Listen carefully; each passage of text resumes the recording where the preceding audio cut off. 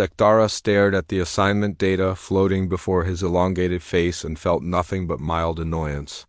Another reconnaissance mission to another backwater species that had somehow stumbled into galactic politics.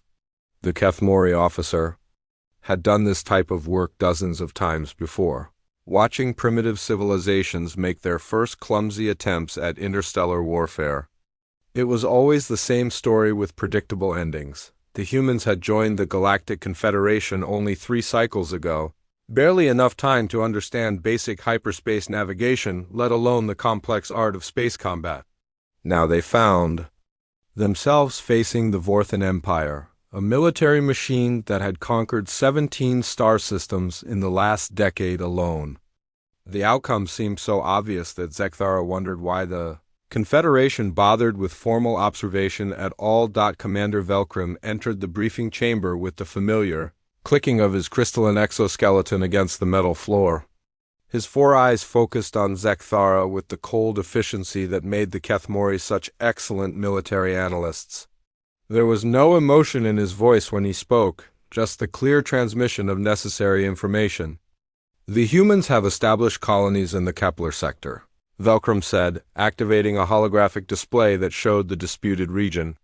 3 mining stations, 2 agricultural worlds, and 1 research facility.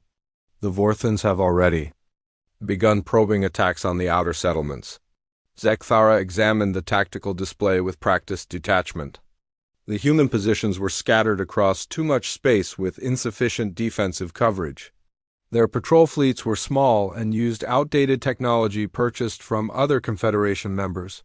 The research facility appeared to be their only strategic asset, and it was positioned in the most vulnerable location possible. Standard defensive posture, Sektara observed, manipulating the hologram to show probable attack vectors. They have positioned their forces to protect economic assets rather than strategic choke points. The Vorthans will likely begin with harassment raids before launching a full assault on the research station. That matches our tactical assessment, Velkrim agreed. The humans have requested military assistance from the Confederation, but the Council needs detailed combat evaluations before committing resources. Your mission is to observe and record all military encounters between human and Vorthan forces. The assignment seemed straightforward enough, but Sektara noticed something unusual in the mission parameters. His observation period was scheduled to last significantly longer than typical reconnaissance assignments. Most species either proved themselves worthy of Confederation support or were conquered within a few engagements. The extended timeline suggested someone expected the humans to provide more resistance than their technology indicated. Are there any special considerations for this assignment? Sektara asked, though he already suspected the answer. The humans have demonstrated some unusual characteristics in their preliminary conflicts, Velkrim replied carefully. Nothing that changes the tactical assessment, but enough to warrant extended observation. Your cloaking technology will allow you to monitor their activities without detection. Sektara accepted the mission data and began preparations for departure. His ship, the Silent Observer, was equipped with the most advanced stealth systems available to Confederation intelligence services. The vessel could maintain complete invisibility while recording detailed sensor data from close range. It was perfect for watching civilizations destroy themselves without interference. The journey to human space took 12 standard days, giving Sektara time to study the available intelligence files. The humans had evolved on a planet with unusually harsh conditions, requiring them to develop remarkable adaptability just to survive. Their psychology showed interesting patterns of cooperation and competition that seemed to contradict each other. They formed strong social bonds while simultaneously engaging in constant internal conflicts. Their military technology was indeed primitive by galactic standards, but their tactical thinking showed some creative elements.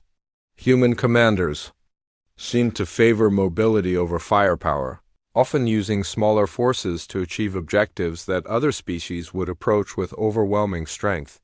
It was an interesting approach, though ultimately futile against the Vorthan Empire's superior numbers and technology.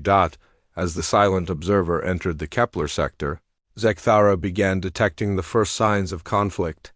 Long-range sensors picked up debris fields from recent skirmishes, along with the energy signatures of ships moving in patrol patterns. The humans had established a defensive perimeter around their colonies, but it was full of gaps that any competent military force could exploit. The first human vessel Zekthara encountered was a patrol ship commanded by someone called Captain Jake Morrison. The ship was smaller than most civilian transports, armed with weapons that would barely damage a Vorthan corvette. Morrison's crew consisted of only 8 individuals, yet they were patrolling a sector that should have required at least 3 times their number. Lieutenant Amy Foster appeared to be coordinating defensive preparations at the largest mining station.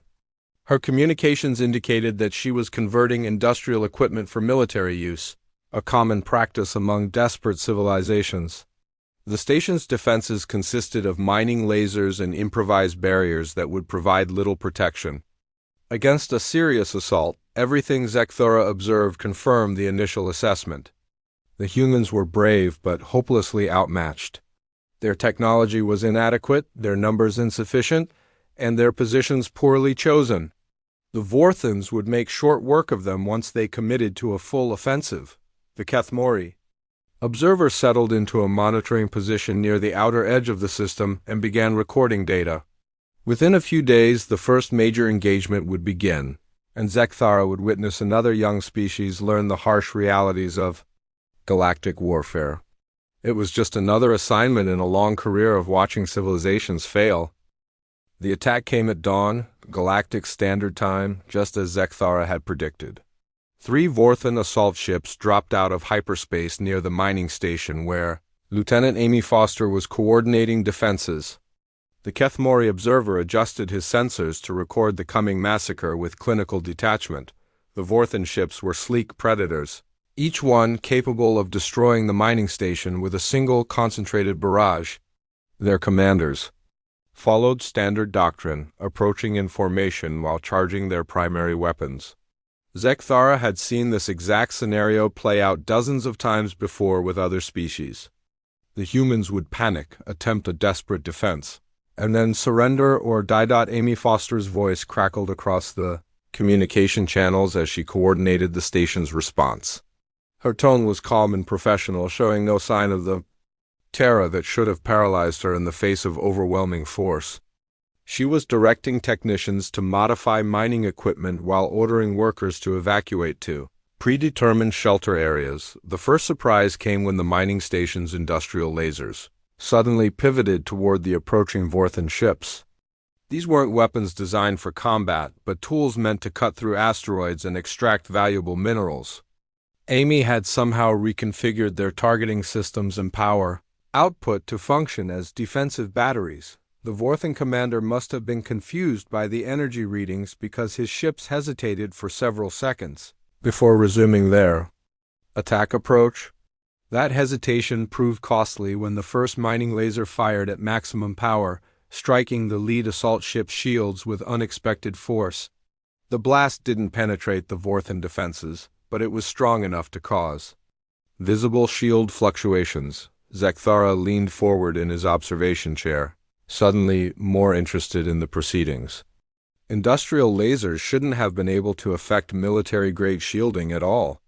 Either the human modifications were more sophisticated than expected, or the Vorthans were using inferior shield generators. Neither possibility made sense. According to his intelligence files, the second surprise came when cargo containers began launching from the mining station's freight bays. Amy had somehow converted the station's cargo handling system into a mass driver, hurling containers filled with raw ore at the Vorthan ships. The containers were moving at incredible velocity, far faster than standard freight operations should allow. The Vorthan commander tried to evade the incoming projectiles, but his ships were too close and moving too fast to change course effectively. The first container struck the lead ship's port side, causing significant hull damage despite the active shields. The second container hit the trailing ship's engine section, completely disabling its primary propulsion. This was impossible. Cargo containers were civilian equipment, not military weapons. The kinetic energy required to damage shielded warships through simple impact should have been beyond the capacity of any freight-handling system. Yet somehow Amy Foster had found a way to make it work. The third surprise came when Captain Jake Morrison's patrol ship appeared behind the Vorthan formation. His tiny vessel should have been detected long before it could reach attack position, but somehow he had managed to approach unnoticed. His ship's weapons were still inadequate for serious combat, but he wasn't trying to destroy the Vorthan ships. Instead, Morrison launched a spread of what appeared to be standard missiles toward the disabled Vorthan vessel. The missiles struck the ship's hull and immediately began releasing clouds of metallic particles. Within seconds, the Vorthan ship's sensors were completely blinded by the expanding cloud of chaff and debris. The fourth surprise came when more human ships began appearing throughout the system. These weren't military vessels but converted civilian craft that had somehow avoided detection by Vorthan sensors. Freighters, mining ships, and even passenger transports were converging on the battle zone from multiple directions. Each civilian vessel had been modified in ways that defied conventional thinking. A freight hauler was using its cargo bay as a missile launcher. A passenger liner had somehow converted its life support system into a jamming array. A mining ship was firing clouds of processed or that interfered with Vorthan targeting systems. The Vorthan commander tried to maintain formation discipline, but his ships were being attacked from too many directions by weapons that shouldn't have existed. His tactical computers couldn't process the threat assessment data because the human weapons didn't match any known configuration in their databases. Amy Foster's voice continued to coordinate the defense, directing the improvised fleet with precision that suggested months of planning rather than desperate improvisation. She was treating industrial equipment like military hardware, using mining techniques as combat tactics, and somehow making it all work together. The fifth surprise came when Commander Lisa Hayes led a boarding party toward the damaged Vorthan ship. Her team was using modified maintenance pods to approach the enemy vessel, equipment that was never designed for combat operations. The pods were too small and too slow to be effective assault vehicles, yet they were somehow avoiding the Vorthan point defense systems. Hayes and her team reached the Vorthan ship's hull and began cutting through the armor with industrial tools. They were using the same equipment that Amy had employed to modify the mining station, but now they were applying it to breach military-grade defenses. The cutting process should have taken hours, but the human tools were somehow working with impossible efficiency. Within minutes, the boarding party had penetrated the Vorthan ship's interior. Hayes was leading her team through corridors designed for a completely different species, using human adaptability to navigate alien architecture. They were learning to operate Vorthan technology in real time, figuring out control systems that should have required years of study. The battle ended with the complete capture of 2 Vorthan assault ships and the destruction of the third. The humans had achieved victory using nothing but modified civilian equipment and tactical thinking that violated every principle of conventional warfare. Zekthara sat in stunned silence, reviewing the recorded data with growing amazement. Everything he had witnessed was impossible according to established military doctrine, yet the evidence was undeniable. The humans had somehow found ways to make inadequate technology perform beyond its design parameters. This wasn't just luck or desperation. The humans had demonstrated systematic creativity in converting civilian resources into military assets. They had shown tactical flexibility that allowed them to adapt to changing conditions in real time. Most importantly, they had proven capable of learning alien technology fast enough to use it effectively in combat. The Kethmori observer began to suspect that his assignment would be far more interesting than originally anticipated. The news of the mining station victory spread through Vorthan command faster than Zekthara expected. Within 2 standard days, a full invasion fleet was assembling near the edge of human space. The Kethmori observer counted 47 warships, including 3 heavy cruisers that could reduce entire planets to ash. This was no longer a simple raid, but a full military response to what the Vorthans clearly saw as an unacceptable humiliation. Zekthara followed the fleet as it moved toward New Kansas, an agricultural world that housed nearly 2 million human colonists. The planet had minimal defenses and no strategic value beyond food production. It was exactly the kind of target the Vorthans preferred for demonstrating their power to rebellious species. Colonel Ben Parker commanded the planetary defense forces, though calling them forces was generous. His military assets consisted of 12 outdated fighters, 6 patrol boats, and whatever weapons could be improvised from farming equipment. Against a fleet of 47 warships, the defense should have lasted approximately 15 minutes. The Vorthan Fleet Admiral clearly expected quick victory because he broadcast surrender demands before beginning the assault. His message was standard procedure, offering the humans a chance to submit peacefully before facing complete destruction. The response from Colonel Parker was equally predictable, a polite refusal that sealed the planet's fate. What happened next made Zekthara question the accuracy of his observation equipment. As the Vorthan fleet entered the system, the planet's agricultural infrastructure began transforming itself into a military installation. Irrigation systems became defensive networks, crop harvesters turned into mobile weapons platforms, and grain silos opened to reveal hidden missile batteries. The transformation was happening too fast to be improvised. The humans had been planning this defense for weeks, converting their farming equipment into weapons while maintaining the appearance of peaceful agricultural activity. Every piece of civilian machinery had been designed with dual purposes that weren't apparent until they were needed. Dr. Maria Santos was coordinating the biological defense systems from a research station that should have been evacuated days ago. Instead of fleeing, she was working with samples of local plant life to create countermeasures against Vorthan bioweapons.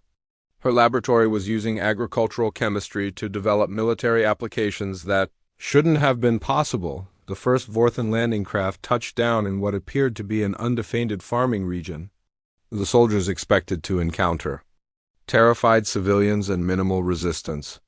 Instead, they found themselves surrounded by farmers, who moved like trained soldiers and fought with weapons that looked like farming tools but functioned like military equipment.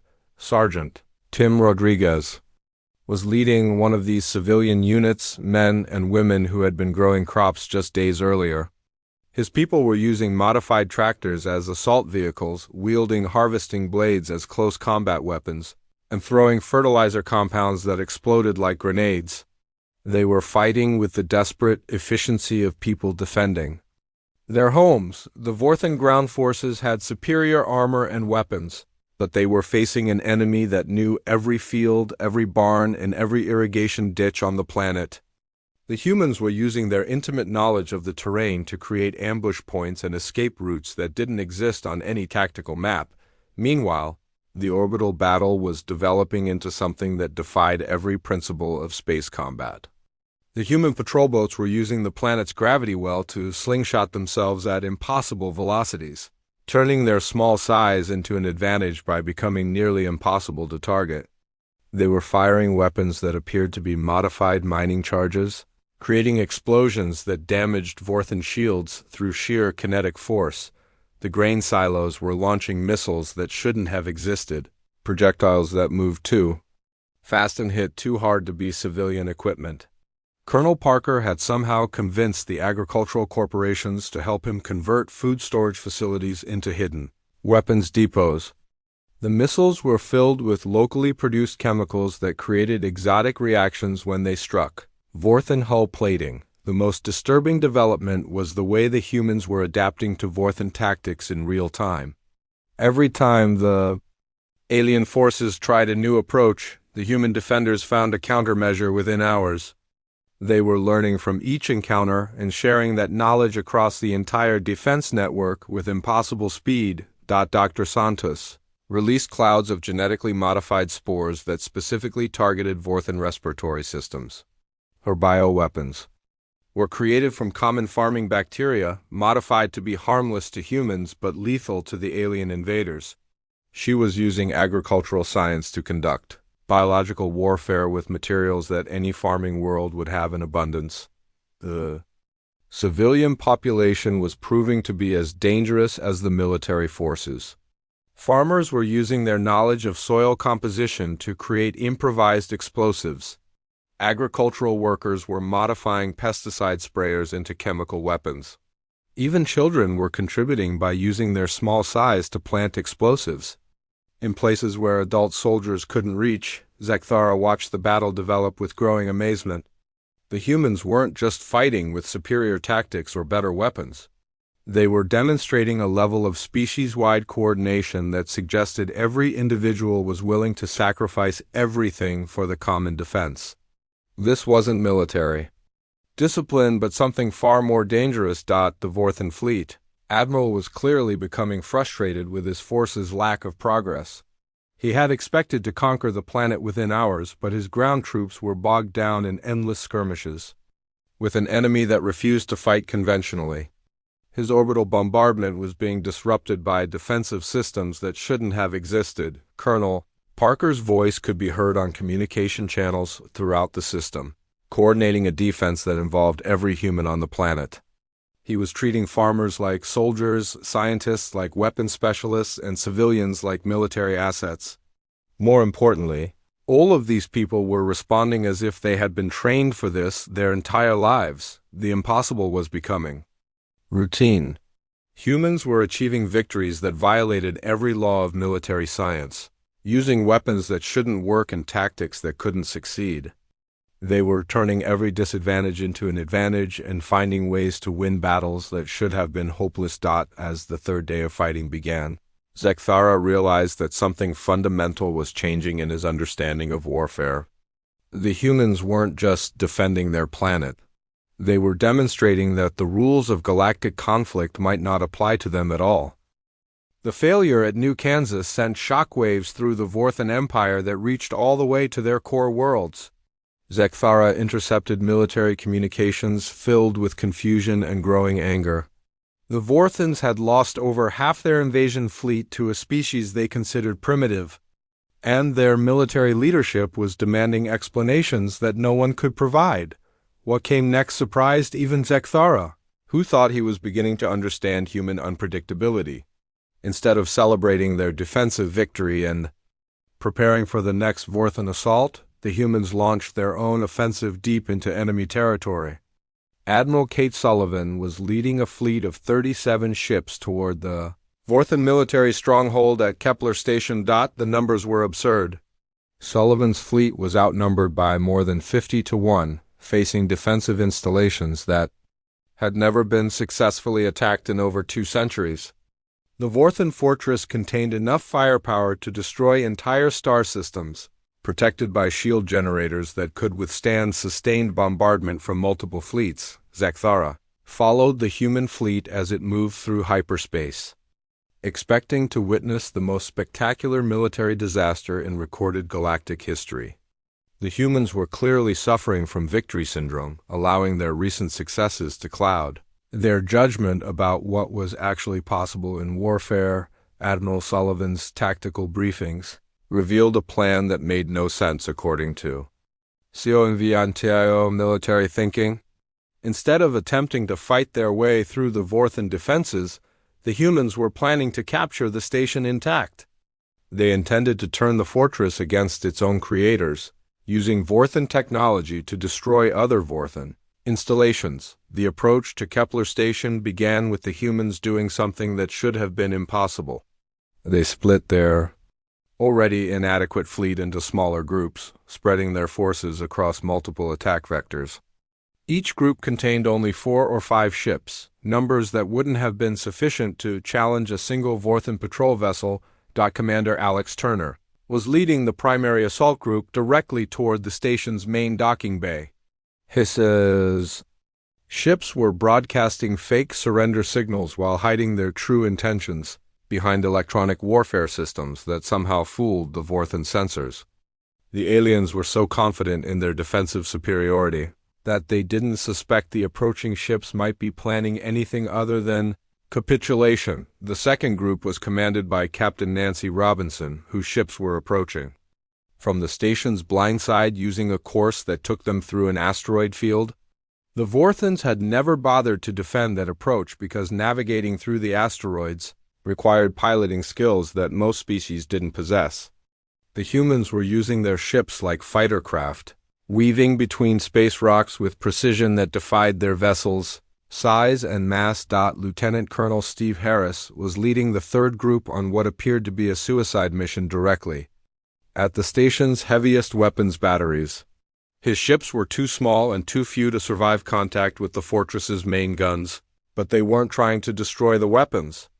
Instead, they were using the Vorthan targeting systems against themselves, flying patterns that forced the automated defenses to fire at their own installations. The fourth group consisted of only 2 ships under the command of Major Chris Taylor, but they were carrying something that made Zekthara's sensors register unusual energy signatures.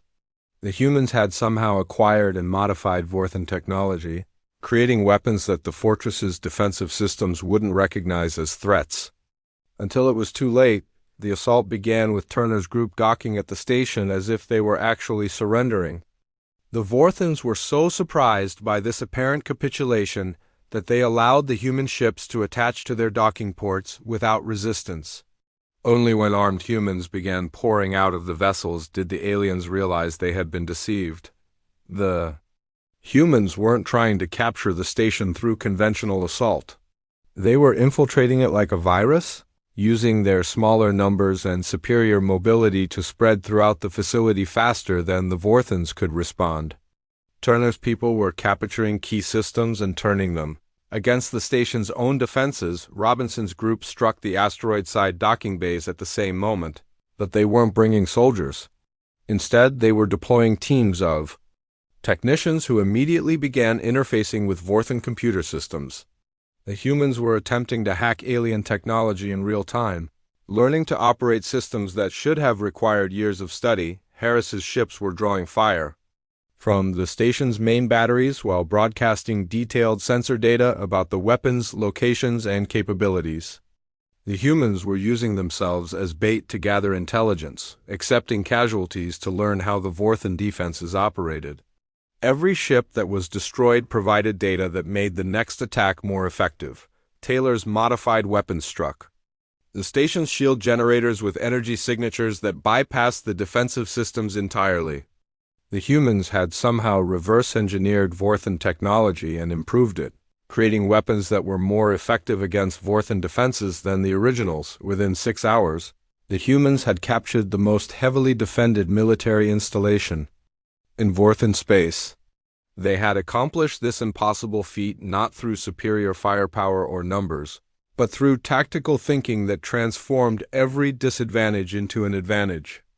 The fortress that had protected Vorthan territory for centuries was now under human control. The most disturbing aspect of the victory was how quickly the humans adapted to operating the captured station.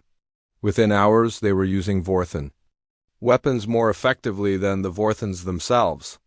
They were reprogramming alien computer systems, modifying defensive protocols, and turning the fortress into a base for further operations.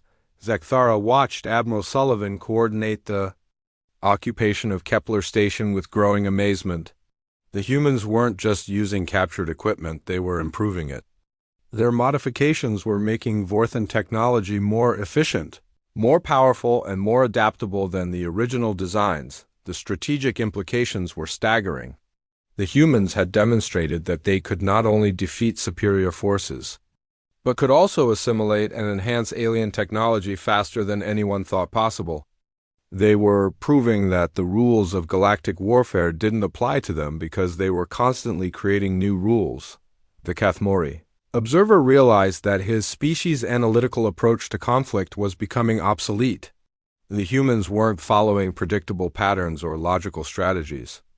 They were improvising solutions to impossible problems and somehow making those solutions work consistently. As reports of the station's capture spread through both human and Vorthan space, Zekthara began to understand that he was witnessing more than military victories. The humans were demonstrating a fundamental difference in how they approached conflict, survival, and adaptation that would change the balance of power in the galaxy forever. The capture of Kepler Station marked the beginning of something that Zekthara had never witnessed in his long career of observing galactic conflicts. The humans didn't stop with their impossible victory, but used it as a launching point for an assault on the Vorthan core worlds themselves. General Patricia Webb was assembling a combined fleet that included not only human vessels but also captured Vorthan ships operated by human crews. The strategic audacity was breathtaking. The humans were planning to attack the Vorthan homeworld of Voran Prime, a planet that had never been successfully invaded in the 3,000-year history of the Empire. The world was protected by 17 orbital defense platforms, each one capable of destroying entire fleets, surrounded by minefields that stretched across multiple planetary orbits. Zekthara calculated the odds of success and found them so low that his analytical systems registered the attempt as statistically impossible. The humans would be facing not just the orbital defenses, but also the entire Vorthan home fleet, nearly 400 warships that included some of the most advanced vessels in galactic space, yet General Webb was proceeding with preparations as if victory was merely a matter of proper planning. Her briefings revealed an understanding of Vorthan psychology and military doctrine that seemed impossibly detailed. The humans had learned more about their enemies in a few months of fighting than most species discovered in decades of peaceful contact. Major Chris Taylor was leading the ground assault forces that would somehow have to overcome planetary defenses designed to repel invasion armies numbering in the millions. His troops consisted of fewer than 50,000 soldiers equipped with a mixture of human and captured Vorthan equipment. They were planning to conquer a planet defended by over 2 billion military personnel. The assault began with something that made Zekthara question everything he thought he understood about space warfare. Instead of attacking the orbital platforms directly, the human fleet started broadcasting what appeared to be surrender negotiations. General Webb was offering to discuss terms for ending the conflict, requesting safe passage to approach the planet for diplomatic talks. The Vorthans were suspicious but intrigued by the possibility of forcing human surrender without having to fight for it. They allowed Webb's fleet to approach within the outer defensive perimeter while maintaining weapons locks on every human vessel. The aliens were confident that they could destroy the entire human force within minutes if the negotiations proved to be a deception. What happened next demonstrated human tactical thinking at its most creative. Captain Nancy Robinson was commanding a group of ships that appeared to be diplomatic vessels but were actually mobile factories. While the negotiations continued, these ships were manufacturing thousands of small devices that looked like communication relays but functioned as something entirely different. The devices were being deployed throughout the Vorthan defensive network under the pretense of establishing secure communication channels for the diplomatic talks. The Vorthans allowed this because the devices appeared harmless, and the humans claimed they were necessary for preventing misunderstandings that could lead to accidental conflict. Lieutenant Colonel Steve Harris was coordinating ground operations from what appeared to be a command ship but was actually a mobile invasion platform. His vessel contained specialized equipment for rapid planetary assault, disguised as diplomatic communication gear. The humans were preparing for immediate ground deployment while maintaining the fiction of peaceful negotiations. The transformation happened so quickly that the Vorthans had no time to respond effectively. The communication devices revealed themselves to be sophisticated jamming systems that disrupted the coordination between orbital platforms. The diplomatic vessels opened to release swarms of small craft that immediately began attacking critical system nodes throughout the defensive network. Harris's ground forces were already deploying to the planet's surface before the Vorthans realized that the negotiations had been an elaborate deception. The humans were using drop pods disguised as diplomatic shuttles, landing in locations that had been identified during the approach phase as weak points in the planetary defense grid. The most remarkable aspect of the assault was how the humans coordinated their attacks across multiple theaters simultaneously. They were fighting orbital battles while conducting ground operations, while maintaining cyber warfare against Vorthan computer systems. Every action supported every other action in ways that created cascading failures throughout the enemy defense network. Major Taylor's ground forces weren't trying to capture territory in the conventional sense. Instead, they were targeting the psychological foundations of Vorthan resistance. His soldiers were broadcasting messages in perfect Vorthan language, offering surrender terms that were more generous than the aliens had ever received from any enemy. The humans had learned that Vorthan society was built on the assumption of military superiority. When that assumption was challenged by impossible human victories, the entire foundation of their civilization began to crack. Taylor's forces were exploiting this weakness by demonstrating that continued resistance would only result in more impossible defeats. Dr. Maria Santos had somehow made her way to the planet's surface and was working with local Vorthan scientists to develop solutions to problems that the war had created. She was treating former enemies as colleagues, using their knowledge to help repair damage that the conflict had caused to civilian populations. The ground fighting was unlike anything Zekthara had observed in his studies of galactic warfare. The humans weren't trying to kill every enemy soldier, but were instead offering alternatives to continued fighting. They were demonstrating that surrender led to better treatment than most Vorthans received from their own government. Captain Robinson's ships were providing orbital support that selectively targeted military installations while carefully avoiding civilian areas. The humans were fighting a war of precision that minimized collateral damage while maximizing psychological impact. They were showing the Vorthan population that human victory meant liberation rather than conquest. Within 72 hours, the Vorthan government was requesting terms for ending the war. The humans had achieved in 3 days what should have required years of fighting and millions of casualties. They had conquered the most heavily defended world in the galaxy by convincing its defenders that resistance was futile. General Webb's response to the surrender request revealed the true nature of human strategic thinking. She wasn't demanding unconditional capitulation, but was offering partnership in creating a new kind of galactic civilization. The humans wanted to transform their enemies into allies rather than simply defeating them. Zekthara realized that he was witnessing the emergence of a species that would fundamentally change the nature of galactic politics. The humans weren't just superior warriors, but were demonstrating new approaches to conflict resolution that made traditional conquest obsolete. The war was ending not with the destruction of the Vorthan Empire, but with its transformation into something unprecedented in galactic history. The war ended not with destruction, but with transformation, and Zekthara found himself struggling to understand what that meant for the galaxy. The Vorthan Empire had formally surrendered, but the humans were treating the defeated aliens as partners rather than conquered enemies. General Webb was working with former Vorthan military leaders to establish new forms of government that combined human adaptability with Vorthan organizational skills. The changes were happening faster than anyone thought possible. Former Vorthan worlds were requesting to join the human alliance, not because they were forced to, but because they wanted access to human technology and thinking. The species that had terrorized the galaxy for centuries was now eagerly learning from the newcomers who had defeated them so completely. Zekthara spent weeks reviewing the recorded data from his observation mission, trying to compile a report that would make sense to the Galactic Confederation leadership. Every analysis led to the same impossible conclusion. The humans had rewritten the fundamental rules of warfare. By refusing to accept that any situation was truly hopeless, the technical specifications were clear enough. Human technology remained inferior to most galactic standards, but their ability to modify and improve existing systems was unmatched. They could take equipment designed for one purpose and adapt it for completely different functions within hours.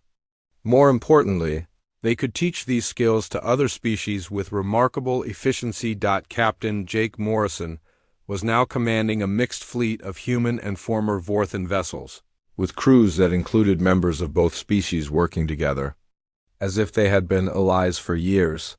The integration was proceeding so smoothly that it seemed natural rather than forced. The humans had somehow convinced their former enemies that cooperation was more beneficial than continued conflict. Lieutenant Amy Foster had been promoted to oversee the integration of civilian populations on former Vorthan worlds. Her work involved teaching human techniques for converting civilian infrastructure to military use, but also showing how the same principles could be applied to peacetime development. She was demonstrating that human adaptability could create prosperity as effectively as it created victory. Dr. Maria Santos was leading joint research projects that combined human creativity with Vorthan scientific knowledge. The results were technological advances that neither species could have achieved alone. Her teams were developing medical treatments, agricultural improvements, and industrial processes that were already being adopted throughout the galaxy. The political implications were staggering. The Galactic Confederation was receiving requests from dozens of species who wanted to establish closer relationships with humanity. Everyone wanted access to human military advisors, human technology specialists, and human diplomatic expertise. The newcomers were becoming the most sought-after allies in galactic politics. Zekthara's own species was experiencing changes that made him uncomfortable. The Kethmori had always prided themselves on emotional detachment and analytical thinking, but exposure to human methods was causing some of his people to question whether those approaches were actually superior. Young Kethmori were requesting assignments to human space, eager to learn from the species that had accomplished so much in such a short time. The most disturbing aspect of the human transformation of galactic politics was how they were changing the definition of victory itself. Traditional conquest involved the defeat and subjugation of enemies, but the humans were demonstrating that converting enemies into allies was far more profitable. They were creating a new model of expansion based on cooperation rather than domination. Colonel Ben Parker was now working with former Vorthan agricultural specialists to develop farming techniques that could feed entire star systems. His defense of New Kansas had shown that civilian populations could be mobilized for military purposes, but the peacetime applications were proving even more valuable. He was teaching other species how to achieve food security and economic independence. Commander Alex Turner was leading exploration missions into previously unexplored regions of the galaxy, but his ships included crew members from multiple species who were learning human techniques for adapting to unknown challenges. The humans were sharing their greatest advantage, their ability to thrive in any environment. With anyone willing to learn, the transformation extended beyond military and political changes to something that affected the fundamental nature of galactic civilization. Species that had been enemies for centuries were now working together on projects that benefited everyone. The humans were serving as mediators, teachers, and partners in creating forms of cooperation that had never existed. Before Zekthara realized that his mission had become something entirely different from what was originally intended. He was no longer recording the military capabilities of a new species, but documenting the emergence of a civilization that would change everything about how galactic politics functioned. The Kethmori observer found himself facing a choice that would have been unthinkable when his mission began. He could return to his homeworld and submit a report that would be classified and forgotten, or he could request permanent assignment to human space and continue learning from the species that had transformed his understanding of what was possible. The decision was easier than it should have been. Zekthara had been changed by witnessing human warfare, infected by human concepts of hope, sacrifice, and continuous improvement. He could no longer view conflicts as simple matters of statistics and tactical analysis because the humans had shown him that every situation contained possibilities that analytical thinking couldn't detect. His request for permanent assignment was approved within days, but not for the reasons he expected. The Confederation leadership wanted to maintain observers in human space, not to gather intelligence about a potential threat, but to learn from teachers who could help other species develop similar capabilities. The irony was perfect. Zekthara had been sent to watch humans fight and had learned that they were far more dangerous in peace than they had ever been in war. Their ability to transform enemies into allies, to find solutions to impossible problems, and to continuously adapt to new challenges made them the most valuable partners anyone could hope to acquire. The title of his final report would read exactly as his mission had been named, but the meaning had changed completely.